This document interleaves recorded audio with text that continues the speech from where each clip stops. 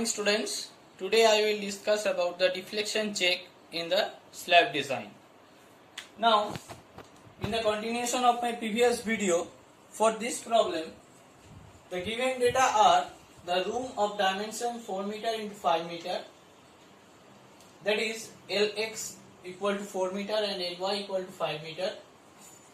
The width of the wall in which the slab is rested is 300 millimeter. The live load is 4 kilonewton per meter square and the floor load or finish load is 1 kilonewton per meter square. The grade of the concrete is M20, that means the characteristic compressive strength, that is FCK, equal to 20 Newton per millimeter square, and the grade of the steel is Fe415, that is the Fy, characteristic yield strength, is equal to 415 Newton per millimeter square. The effective depth we have calculated that small d equal to 160 millimeter, and the overall depth that means the effective depth plus cover, with assuming the cover of 20 millimeter, we will get that the overall depth is 180 millimeter.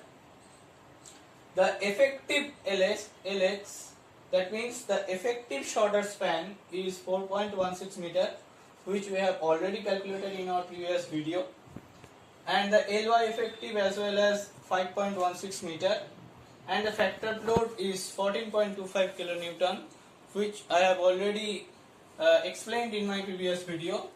The ultimate moment at x direction is 18.5 kilonewton per meter, and the ultimate moment at y direction, that is 13.81 kilonewton meter, and the percentage of steel we have calculated that 0.21%, and we have done a check for shear, and after the completion of that check we conclude that the slab is safe in shear. Now we have to check the slab or check the reinforcement against the deflection. So please come to the next step number 11, check for deflection.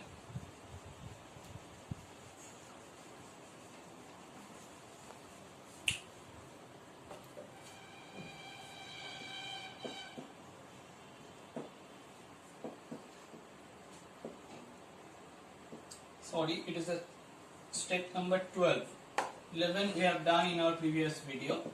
Step number 12 is check for deflection.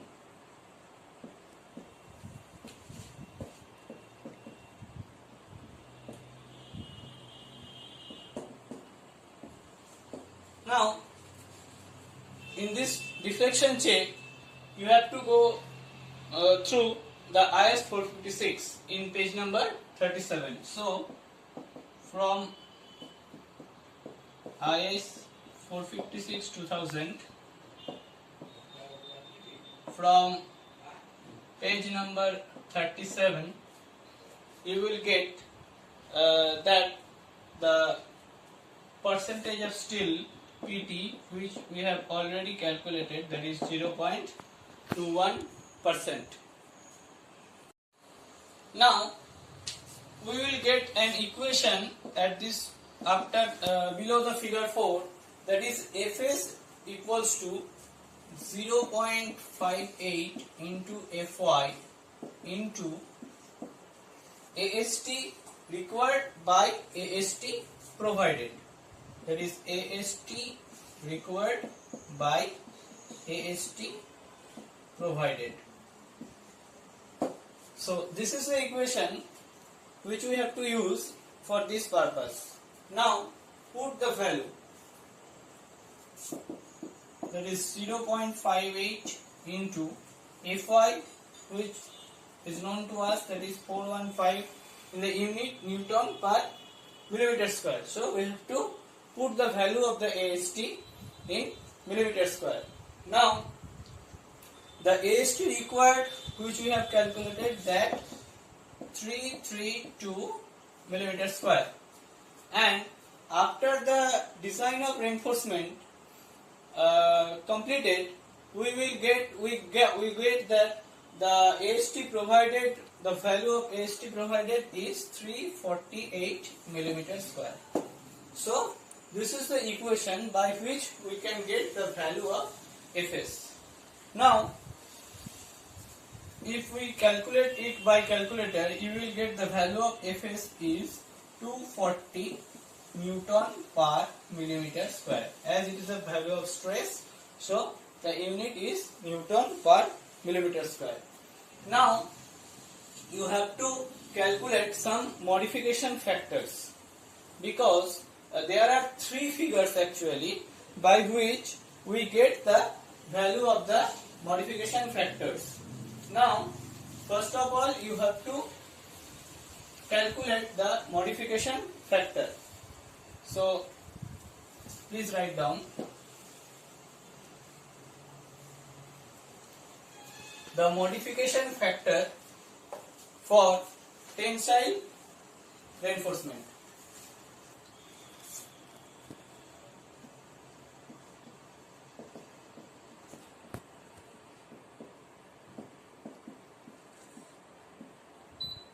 The modification factor for tension reinforcement, that is denoted as F1. So from the figure number 4, you will, if you see the figure number 4, you will get that for the value of Fs, and for the value of the percentage of steel, you will get that the modification factor by intersecting those value in the graph, you will get the value is 1.7. Okay, by intersecting this, you will get the value of 1.7. Suppose this is the modification factor, that is F1. This is the value. Here it is the value of percentage of steel, and here it is the value of different line. This is Fs for 240, this is Fs for 210, this is Fs for 190, etc. So there are different types of line. Now you have already calculated that Fs equals to 240 Newton per millimeter square. So you have to consider this line, and there are so many different types of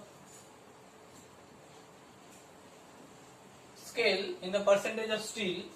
Then suppose you have percentage of steel 0.5, then you have to cut like this way, and then you have to cut like this way, and this value, suppose 1.1, 1.2, 1.3, 1.4, etc. By this point you will get the value of the modification factor, and after putting the value in the graph, you will get that for this particular problem, you will get the value of F1 is 1.7.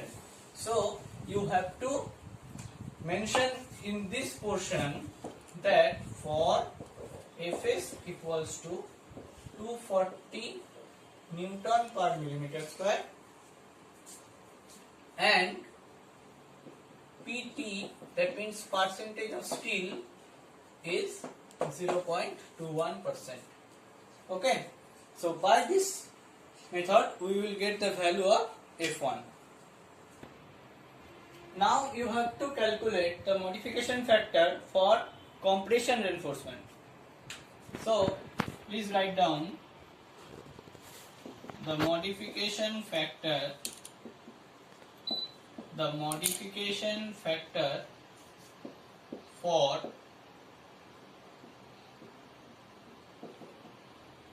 compression reinforcement. The modification factor for compression reinforcement, that is denoted as F2.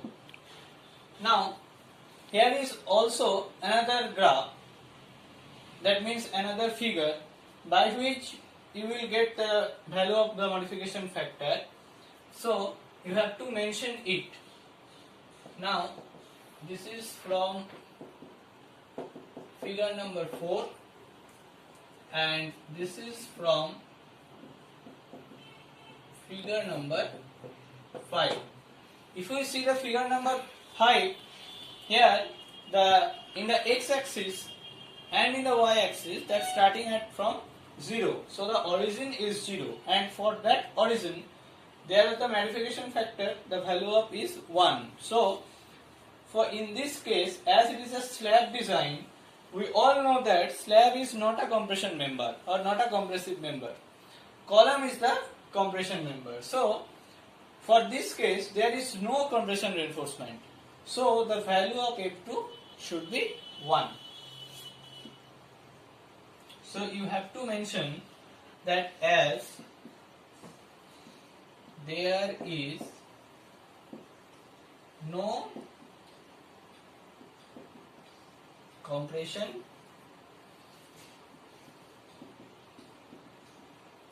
reinforcement. So as there is no compression reinforcement, the modification factor for the compression reinforcement F2 equal to 1. Now come to the next modification factor, that is F3. It will get from figure number 6. So please write down the modification factor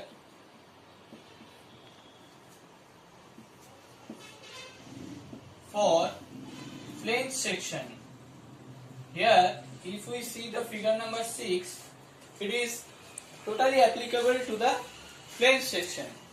So modification factor for flange section, that is from figure number 6, we will get F3 equals to 1. Why? Because slab is not a flange member, T-beam is a flange member, L-beam is a flange member. So slab has no flange section. So the modification factor similarly, as well as the modification factor for compression member, the modification factor for the flange section F3 should be 1. So you have to mention that F3 equals to 1 as there is no flanged section. As there is no flanged section. Okay.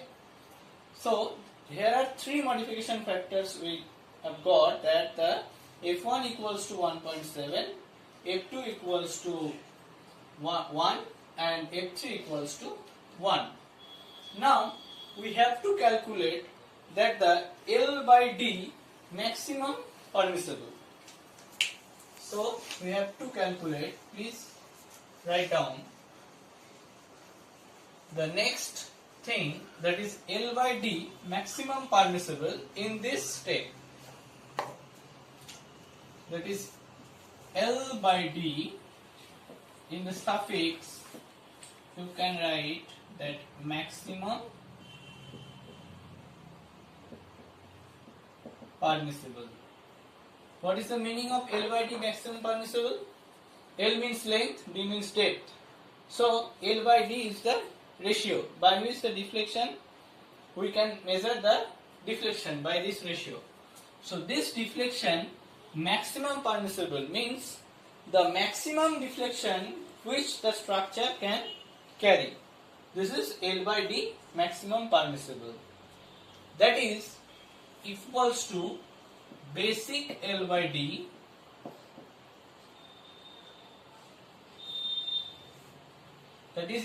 basic L by D into the modification factors, that means F1 into F2 into F3.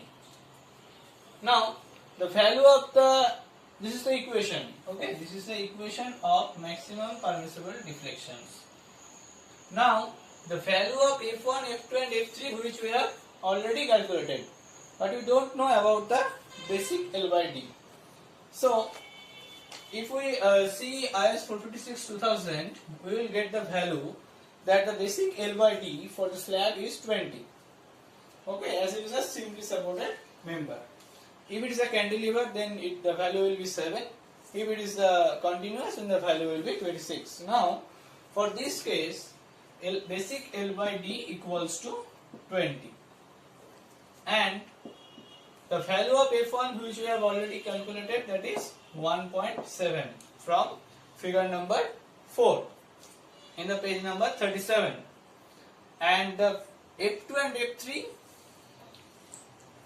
from figure number 5 and from figure number 6 from page number 38, and which we have also calculated that F2 equals to 1 as there is no compression reinforcement, and F3 is also 1 as there is no flange section. Okay, so the L by D maximum permissible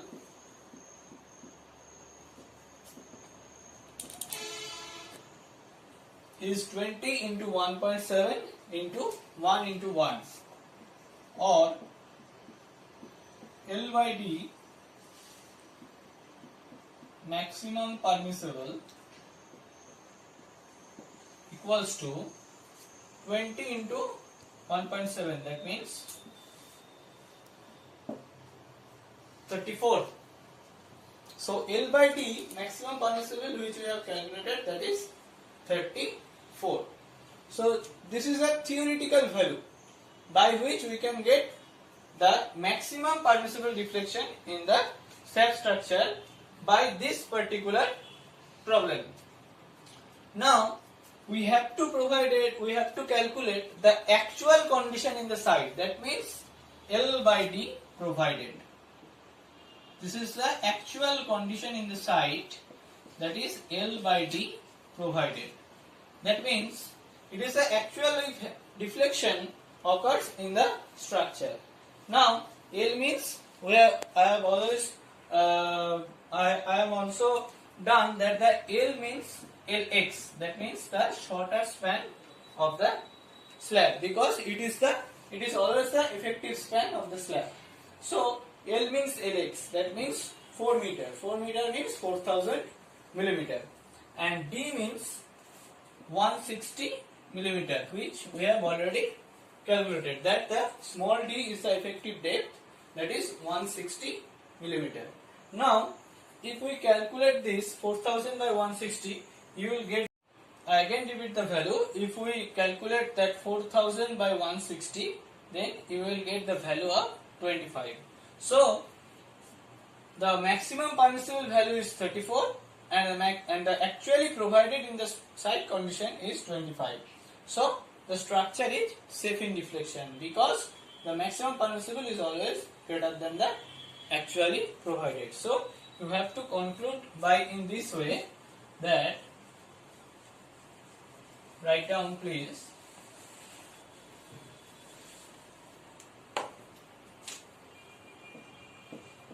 the L by D maximum permissible is greater than L by D provided. Okay, so the slab is safe in deflection.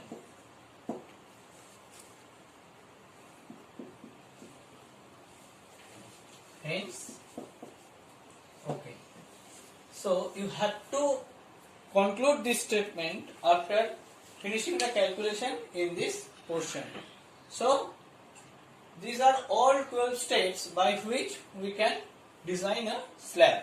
Now you have to summary the design, because it helps you that what are the findings you have done in your slab design. So please write down the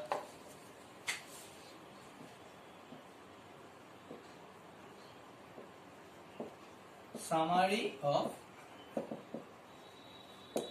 design. So please write down the summary of design. Now in the summary of design, first one is the dimension of slab. The first one is dimension of slab, that is 4 meter into 5 meter. Okay. Now the depth of the slab, that is also important part of the design, that is the depth of the slab. The depth, there is two types of depth. One is effective depth and another is overall depth. So the effective depth is 160 millimeter and the overall depth is 180 millimeter. Okay. Now the third thing is main reinforcement. The third thing is main reinforcement. This is also an important part. So main reinforcement in both the direction, that means in X direction and in Y direction, as it is a two-way slab. So in X direction, which we have already calculated, that provided 8 number of bar, it is provided 8 number of bar of 8 millimeter dia at the rate 150 millimeter center to center, and in Y direction there are 6 number of bar of 8 millimeter dia at the rate 190 millimeter center to center. So these are two main reinforcement in the slab design. Now you have to draw the figure. Suppose this is the slab.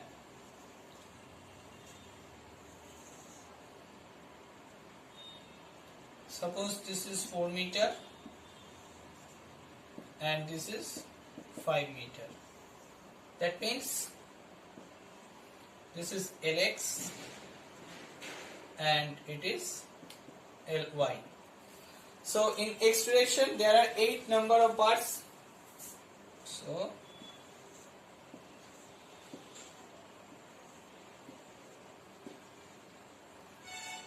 these number of bars are 8 number of bar of 8 millimeter dia at the rate 150 millimeter center to center, and in the Y direction there are 6 number of bars.